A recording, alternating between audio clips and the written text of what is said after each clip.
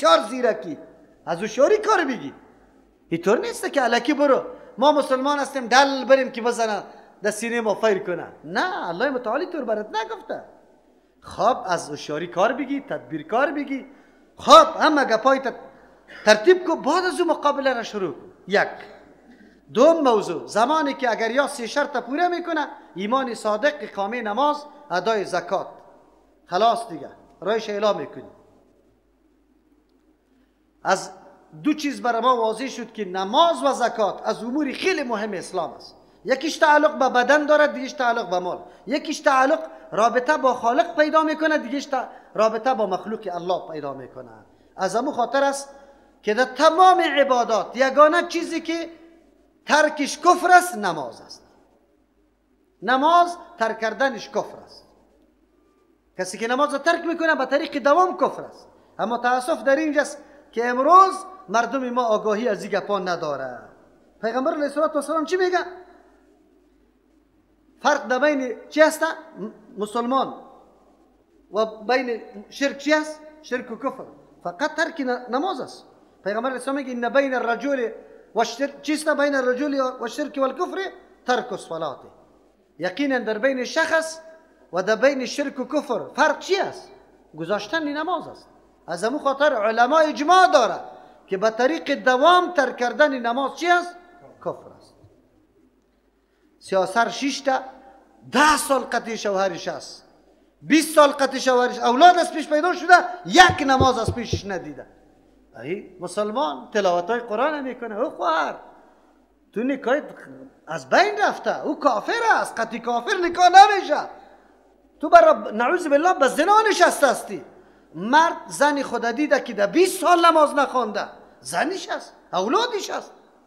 در وطن ما خوی گپای هیچ کس پرسان نمیکنه، فقط بلدینگ سعی میکنه موتر دختر میده، بچه را بگیره. دی سعی نمیکنه که عقیده چی رقم است، مشرک است یا موحد، عقیده به الله داره یا نداره، پیغمبر توهین میکنه یا تعظیم میکنه، کدامش است؟ امروز اینقدر مردم پیدا شده میگه پیغمبر چی یک دانشمند واری آدم بود، سقراط افلاطون واری یک شخص بود، نعوذ بالله. نمیگه. همین کسایی که حقوق و فلسفه را زیاد میخوانه با تاسف در این نقطه ها سخت مبتلا شده، یادتان باشه. کسی حقوق میخوانه بعد از اسلام معلومات کافی داشته باشه که کافر نشوه. این را یاد داشته باشید. دشمنای دین قوانین خودساختی خود داخل اینمی حقوق میکنه و میخواه از این را یک تعداد جوانای ما را به دیگه طرف بکشانه. این را یاد داشته باشید، دقیق شوید، وگرنه ایمان در کله نمیمانه. چرا که وقتی همین قدر گفتی که پیغمبر حیثیت سقراط داره کافر هستی. پیغمبر است، از رسالتش تو منکر بشی. گپ در کجا آمد که اقامت نماز چقدر مهم است. اولاد ما نماز نمیخوانه، در قصهش نیستیم. زن نمیخوانه، نیست، هیچ در قصهش نیستیم. حالا که قرآن نمونه ایمان نماز مقرر کرده. اقامت نماز چی را میگه؟ اقامت نماز در حدیث بر ما ذکر شد، صلوا کما رأیتمونی. نه پشتی سر میاد. تعمیر مساجد توسط چی میشه اونجا تشریح میکنم. و آتوا الزکات، بدهد زکات، مال میده. ابوبکر صدیق زمانی که مرتدین جنگ قتل شروع کرد از این آیت استدلال کرد. گفت الله متعال میفرماید که بکشیشه. فاذا انسلخ الاشهر الحرم فاقتلوا المشركين حيث وجدتموهم وخذوهم واحصروهم واقعدوا لهم كل مرصد فان تابوا واقاموا الصلاه واتوا الزكاه. زکات داد. تا که زکات نداده امکان نداره. عبدالله ابن عمر در حدیثش است، در مسلم شما خواندید، امرت ان اقاتل الناس حتى يشهدوا الله اله الا الله واني رسول الله ويقيموا الصلاه ويؤتوا الزكاه فاذا فعلوا ذلك عصموا مني چیست؟ دماءهم الا بحق الاسلام. دیگه اما خون و مالشان به امن است، غیر حق اسلام سرش باقی میمانه. معلوم شد که تنها کلمه اقرار کردن کفایت نمیکنه تا که عملا دیده شود که نماز میخونن، زکات میدن. امروز مسلمانایی داریم به زبان میگه من مسلمان هستم اما یک روز نماز نخونده نه زکات داده. مسلمان است، امکان داره. ابوبکر رضی الله عنه صحابه قطش چی مناقشه کردن، گفت چه قسم؟ اونجا در حدیث میاد که امرت ان اقاتل الناس حتى يقولوا لا اله الا الله. این آیت ابوبکر دنو دلیل گرفت که لا اله الا الله مقتضیات داره، تنها گفتن نیست. تا که مقتضیات لا اله الا الله را پوره نکرده جنگ قطعشان میشه. مقتضیات لا اله اقامت چیز؟ نماز. مقتضیات لا اله چیز؟ مقتضیات لا اله تعظیم رسول الله است. اگر نمیکنه باز نیست. مقتضیات لا اله الا الله پوره دانستن قرآن است. مقتضیات لا اله الا الله عادل دانستن صحابه کرام است. پس کسی که نکته را مراعات نمیکنه او مشرک است، کافر است، نکاح قطعش قطعا حرام است. اما مولای ما از تلویزیون میگه نکاح صحیح است. عجیب است. این چی رقم است؟ مقتضای لا اله الا الله کدام است؟ الله رحم بکنه. این ملاها یک روز میرند پیش الله، ما میریم الله ما را حفاظت کنه، خودش رحم سر ما بکنه. بدون رحم الله هیچ راه نجات نداریم. اما توهین دین الله، حقیر دانستن دین الله یا خیلی زیاد از پیش ما میشه نعوذ بالله سخت حالت است که ما دین الله را در مقابل منصب خود، در مقابل همون موقفی که پیش مردم داریم دین الله را سبک بشماریم. این بسیار سخت گپ است. الله ما را نگاه بکنه. ابوبکر رضی الله عنه از این آیت دلیل گرفت، گفت والله لو قاتلن من فرق بین الصلاة و الزکات. من جنگ میکنم امروز کسی که فرق بین نماز و زکات میاره. نماز میخونه زکات نمیده. والله لو منعوني مني عقالا كانوا يؤدونه الى رسول الله صلی الله علیه وسلم لقاتلته. اگر از من منع کردن یک گردنبند شتر که ده پیغمبر علیه السلام میداد من قطع جنگ میکنم. عمر رضی الله عنه میگه که من اول مطمئن نبودم، مناقشه داشتم که ای ابوبکر چرا بعد از او گفت قسم یاد میکنه که من شناختم که الله متعال سینه ابوبکر رضی الله عنه را چی کرده؟ گشاده برای امر حق. راستیام کل علما نوشته میکنه که الله متعال این بصیرت به ابوبکر رضی الله عنه نصیب کرد که دروازه فتنه را بسته کرد، وگرنه روزمره طایفه ها چی میشد؟ بگه انکار میکرد. یکیش میگفت من حجاب قبول ندارم، دیگهش میگفت من زکات، دیگهش میگفت من شراب خیلی خوش دارم ایره قبول ندارم که حرام است، دیگهش میگفت نه زنا خوب چیز است ایره قبول ندارم. حلقه اسلام چی میشد؟ بگه خلاص شده میرفت. اما ابوبکر رضی الله عنه دروازه را بسته کرد که دیگه هیچ خدمت در اسلام نکرده باشه، همین یک خدمت بس است یا نه؟ اما وقتی که همینطور شخصیت یک کسی میگه که او جبت و طاغوت و مرتد است، نکاح قطعی تو آدم جایز است یا نیست؟ دوستی با او آدم جایز است یا نیست؟ عجیب است. خب مردم ما چرا میکنه دیگه؟ با قرآن نمیشینه، اینطور مردم ها را نمیشناسه که همینطور مردم ها کدام مردم است؟ کسی که ابوبکر و عمر لعن میگه، دخترایش فاحشه میگه، نعوذ بالله. خطیو طور مردم چطور دوستی جایز است و چطور تو داد میزنی؟ عجیب است. فخلوا سبیلهم، رایشان اعلا کنی. ان الله غفور رحیم، یقینا الله متعال مهربان ذات است. با وصفی که اینمی قدر دشمنی را با اسلام کرده، مسلمانان را شهید کرده، جنگ کرده، خیلی بیدادی کرده، لیکن زمانی که عقیده و مفکوره پیدا میشه، نمونه امی ایمان یا نشانه ایمان سرش ظاهر میشه، خلاص فخلوا سبیلهم. حالی نمیگی که نه مرا بسیار آزار داده، برادری مرا کشته، ماندنیش نیستم. نه، معلوم شد اسلام چی را میخواه؟ اسلام دشمن ذات است یا دشمن مفکوره و عمل؟ دشمن مفکوره و عمل فاسد است. کدام مفکوره کی غلط است، کدام عمل؟ در آن واحد یک درو تو را میکشد، دمو فرصت اقرار میکنه، حالی کشتن جایز میشه؟ ناجایز میشه. ذاتش کار نداری، تو کار داری که مفکوره درست شود.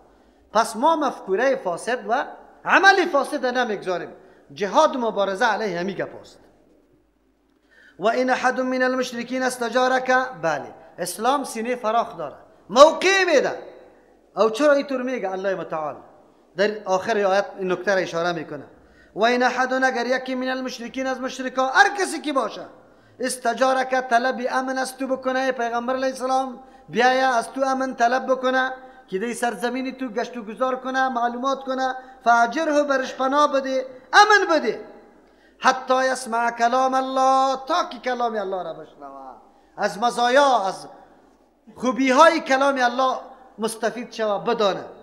ثم بلغه مأمنه، بعد از او برسانی را در جای امنش مکمل صحیح سالم، نه تنها که حفاظتش اینجا بکن، نه ایره پس در سرحدش تسلیم کو. ذالک ای حکم برای ازی الله فرمان داده به خاطر چی؟ بانهم قوم لا یعلمون، به خاطر کی قومی است که نمیدانه. قرآن آواز میده بدعت، جهالت، بدبختی، کفر زایده چیست؟ جهل. زایده چیست؟ که علم نباشه. هر جایی که شما بدبختی را میبینی از جهل پیدا شده، علم وجود نداره. اهمیت علم میفهمی که علم چقدر اهمیت داره. ما زنای خدا به ترجمه قرآن کریم محترم گرفتیم نمیاریم و بعد از او که سبا در خانه جنگ میشه برش میگه خر هستی، نعوذ بالله ما چه خر هستی، اینطوری خطاب برش میکنه. جناب نگو برش خر و ما چه خر، تو خود اصلا خودت نعوذ بالله در اینجا مسئولیتی تا ادا نکرده ای. تو این سیاستی تا در درسی تفسیر می آوردی که کلی مسائل حقوقی تو را می شناخت و تو حقوقی از او را تم در تفسیر می ششتی که تو حقوقی از او را می شناختی. او مسئولیت خود می شناخت، تو مسئولیت خود. اونجا باستایی بود. سالا سیاست تو حتی کلام الله را نشونید، وعظ و تقریر و تبلیغ نشونید که لااقل در قلبش تمایل طرف آخرت خود پیدا شود. او همیشه دایی توی بچه کاکا برو، بچه ماما برو. فقط ام چشمی را یاد گرفته من اینی قسم کالا را بپوشم و اینی قسم در دستی من اینی قدر طلا باشد در دستی از تو. خلاص دیگه چیزا برش یاد ندادی. جناب او خود دین از کجا یاد گرفت؟ مشکل به خود جور کرده. دین روز دو جور کالا را جور کردی، بچه کاکا سبا دیگه توی داره، دیگه لباس از تو طلب داره. یک دفعه در ترجمه قرآن بیار که باز از تو مطالبه میکنه یا نمیکنه. چه رقم است؟ زندگی چه رقم است؟ خود گرفتیم. قرآن برای ما واضح بیان میکنه که همه بدبختی ها زایده جهل است. علم فرا شوه، علم نشر شوه، مردم معلومات حاصل بکنه. بله قرآن کریم درس برای ما میده. مشترک موقع بده که بیا داخل شوه. علما وظیفه و مسئولیت داره که شبهات از او را جواب بگوید، مستند قطش مناقشه بکنه، مزایای اسلام برش بگوید. کافر وقتی میایه ایره مستأمن میگه، ویزا برش میده، باید برش بدی چقدر باشه.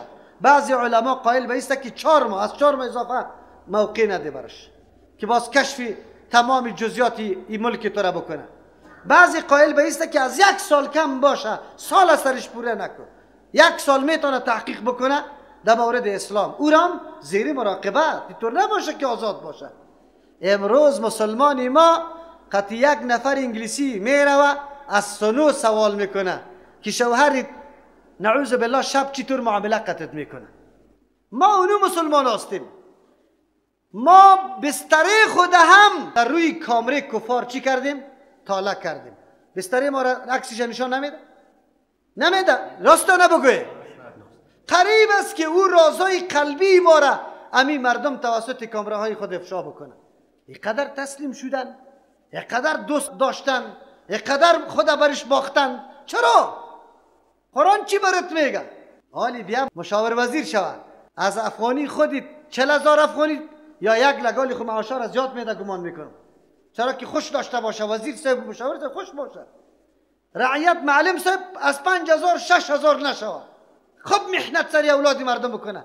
او لوکس موتر چی میکنه؟ در خانه چی میکنه؟ اونجا چی وظیفه انجام میده؟ کدام فکر برای آبادی وطن انجام داده؟ 1 روز 1 فکر برای من نشان بده. ای بالله قسم تو که 1 لک روپی معاشر این موترا را میگردی، ای جنابی وکیل صاحب، ای وزیر صاحب، مسلمان هستی؟ بالله قسم امروز می گپ برات بس است که در پیش الله متعال رفته نیستی. جرم و جنایتی که در حق دین کرده ای، ملت کرده ای، حساب نمیشه، حساب نمیشه. خوش هستی؟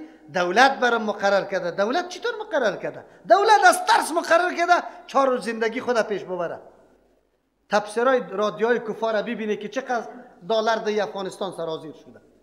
یک رادیو یک بیگا گفت که اگر به فی نفر افغانستان که همی نفوس داره میرسید، به هر کدام 50,000 دلار میرسید. 50,000 دلار.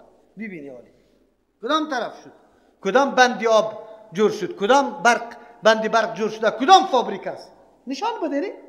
کدام سرکی خوب، کدام شفاخانه خوب، هیچ چیز هم وجود نداره. ما مسلمان هستیم. موقف دادیم مشاور وزیر از انگلستان طلب میکنیم، به هیچ چیزام نمیفهمه، خود 5 لک افغانی معاش از اوست. چقدر مصارف اتاقی از اوست؟ در کجا است؟ این کدام اسلام است؟ پاچا هر کدام میگه عدالت تامین میشه، عدالت. به الله قسم اگر عدالت تامین کرده بتانی مفت است.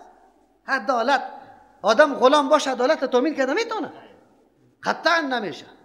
زمانی میشه عدالت تامین که کفر یک نفری وجود نداشته باشه، حکومت واقعا به نظام اسلام استوار باشه، که فرمانی تو بنابر چی؟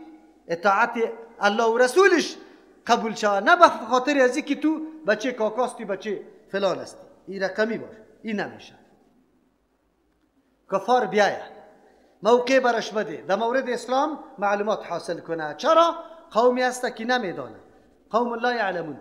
دنیای غرب چقدر تبلیغات علیه اسلام کرده، تمام خشونت ها را، تمام بدبختی ها، جنگای داخلی ما را یا چی کردن؟ بگه تصویر فیلم برداری کردن. تمامی روز در دنیای غرب امون نشان دادن میشه، چهره مسلمان معرفی کرده، اگر در چچن است، اگر در هر جای است، کلی از این میگه این عمل کرده کیست؟ اسلام است. دنیای کفر فکر میکنه اسلام وحشت است، اسلام دزدی است، اسلام حلال کردن است، اسلام کشتن است، اسلام حقوق پایمال کردن است. همه شی را معرفی کرده. ما را خو یک دفعه بان، یک سال ما را با نظام خود ما را بان که مردم چه قسم امن میبینه و چه قسم حالات خوب میشه. شما نمیمانی ما را. یک دلسوز برای افغانستان پیدا نشد، نه مملکت اسلامیش نه کفریش. هر کدامش فایده خود طلب داره، هر کدامش امی کار پشت دنبال امی کار گشته، خواست دستی خودی ماست. کافر اینقدر موقع برش داده نمیشه. آیت قرآن کریم است که صرف برای شنیدن کلام الله، که کلام الله را چون قرآن هوا نمیفهمه، مطالب و مزایای قرآن نمیدانه، بان که بیا قرآن بشنو که قرآن چی میگه. بعد از تو برسون شده سرحدش در جای امنش. خب پس این اده ها و مرکزها که جور شده در بگرام، کدام چیز میاد کدام چیز میره، چی میشه چی نمیشه، به اجازه کیست، به ویزه کیست، هسته مملکت خدا میگی یا سرای زرداد است؟ این مملکت است یا سرای زرداد؟ کدامش است؟ شما خود قضاوت کنید. تو خود در پاسپورتت نامت کمکی مخدوش شده، باز مرد هستی که در ترمینال تو اینجا زندگی بکن، که پس 20 روپا چوچو پروجی تو در باقی مانده باشه تو را پس در افغانستان تا میکنه، به خاطر که شنگه که پاسپورتت یا ویزیت خراب برآمده. اما اون مردکه با نیرو با تمام کش و فش خود در هر سرحد و در هر خانه گشت و گذار داره، باز میگی مملکت. این کدام مملکت است؟ این آیات قرآن است، از من نیست، من نمیگم. این حالی مقایسه کنی که گپ در کجا میرسه، اسلام چی میگه، مسلمان چی حیثیت داشته باشه و ما امروز در کدام حیثیت قرار داریم. ذالک بانهم قوم لا یعلمون. این به خاطر که این قومی است که نمیدانه. اگر چی موضوع متعلق امن دادن یا ویزا دادن کافر است تا که معلومات کافی در مورد اسلام پیدا بکنه، اما در اینجا الله میگه حتی یسمع کلام الله. اگر یک کافر بیاید آلی من امی قرآن بخونم، امی قرآن است یا کدام قرآن دیگه است؟ بگوی امی کلام است که ما تلفظ میکنیم یا کدام چیزی دیگه است؟ امی کلامی تلفظ شده را الله میگه کلام کیست؟ کلام کیست؟ الله است. کلام الله است. دلیل قوی بالای عزیز که قرآن کلام کیست؟ الله. ما که تلفظ میکنیم کلام کیست؟ الله متعال است. این را به خاطر میگیم که عقیده یک کمی برملا شود و این عقیده حتی متعلق به ایسته که علمام تا آلی را مثل که در گل بند مانده باشه همونطور بند مانده. علتش هم ایسته که سالا به قرآن و حدیث توجه نکده، پشت مذهب اهل کلام گشته، در مدارس هم به نام کتاب عقیده تدریس میشه. صفات الله مثل که در قرآن آمده امو قسم چی میشه؟ برای الله ثابت میشه. نه تشبیه میدیم، نه معطل میسازیم، نه کیفیتش بیان میکنیم و نه تاویل میکنیم. هر قسم صفتی که به الله ثابت است ثابت است. کلام برای الله ثابت است. مرکب از صوت و حرف است. مرکب از چی است؟ صوت و حرف است. لیکن صوت و حرف موک از الله چیست؟ فرق داره. مثل که شنیدن الله با شنیدن فرق داره یا نداره؟ ما به گوشی گپا ضرورت دارم، الله ضرورت داره؟ ما به زبان ضرورت دارم که صوت آواز برای حرف جور شوه، الله به زبان ضرورت داره؟ امور رقم که لایق شان الله متعال. اینی عقیده سلف است، عقیده اهل سنت والجماعت است. جعد ابن درهم یکی از جمله کسانی است که اوی مسلک مخلوق بودن کلام الله را از کسی دیگر یاد گرفته که او مردکه به نام چی یاد میشه؟ سمعان. از او یاد گرفته. او اصلا یاد گرفته از طالوت یهودی. طالوت یهودی یاد گرفته از لبید ابن عصم یهودی، کسی که دخترایش سری پیغمبر علیه السلام چی کرده بود؟ سحر کرده بود. این عقیده مفکوره از یهود شروع شده، آمده در جعد ابن درهم. از جعد ابن درهم جهم ابن صفوان گرفته این عقیده را. جهم ابن صفوان خیلی متاثر بود از این گپ. معتزله از همین جهم ابن صفوان همین عقیده را گرفت که با تأسف از یا متاثر ماتریدی و اشعری هم شده از همین عقیده. و می گفتن که کلام الله مخلوق است، غیر مخلوق نیست. و این گپ خیلی اوج گرفت. کلام الله صفت کیست؟ الله. صفت الله مخلوق شده میتونه. لیکن یا این گپ ها را خیلی زیاد زمزمه کردن. زمان مامون رشید بود، در بزرگترین فتنه علما قرار گرفتن.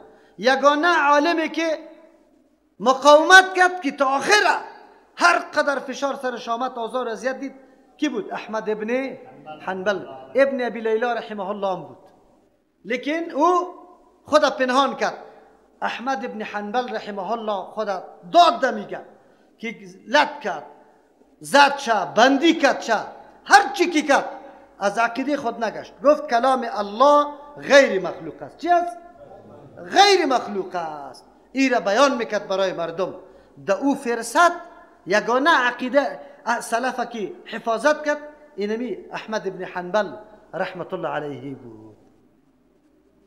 لیکن مامون رشید پادشاه عباسی تلاش داشت، متاثر بود از فلسفه، از اینمی نظریه جهم ابن صفوان و قائل بود که نه کلام الله مخلوق است، نعوذ بالله. امو بود که الله متعال مامون رشید بعد از او متوکل یک پادشاه عباسی آمد. او بسیار متبع سنت بود، پس عقیده سلف زنده کرد. وگرنه با زور شمشیر چی کرد؟ بگوی سری مردم میپذیرفت که بعد بگویی که کیست؟ کلام الله چیست؟ مخلوق است. بعد از اینکه ای گفت که کلام الله مخلوق است، یک کسی دیگر به نام عبدالله ابن سعید ابن کلاب میگه، به نام ابن کلاب مشهور است. ای تلاش کرد، دید که کلام چه قسم، یکی صفت الله است، یکی این کلامی که ما میخوانیم او صفت الله مخلوق شده نمیتونه. به زعم خود، به نظر خود یک راه سوم کشید. گفت نه، کلام دو قسم است. یکی کلامی نفسی است که قائم به ذات الله است، او مخلوق نیست. یکی کلامی که ما تلفظ میکنیم، قرائت میکنیم، این کلامی لفظی ناموند. چی ناموند؟ و این مخلوق است.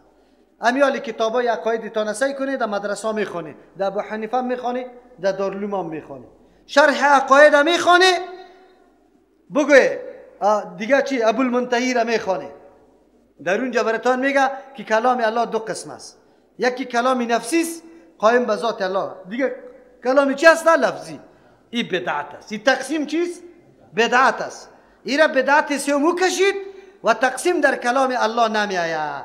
این قطعا نادرست است، ضرورت هم نداریم. او به زعم خود که من یک راه را کشیدم.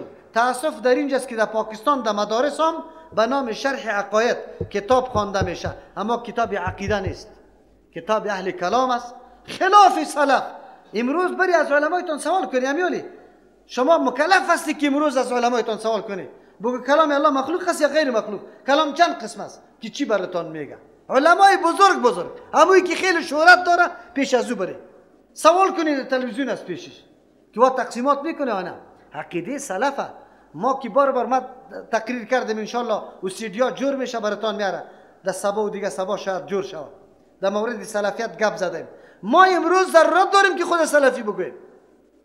چرا اهل سنت هر کس میگه تابع قرآن و سنت هستم، اما به منهج کی؟ به فهم کی؟ به فهم سلف.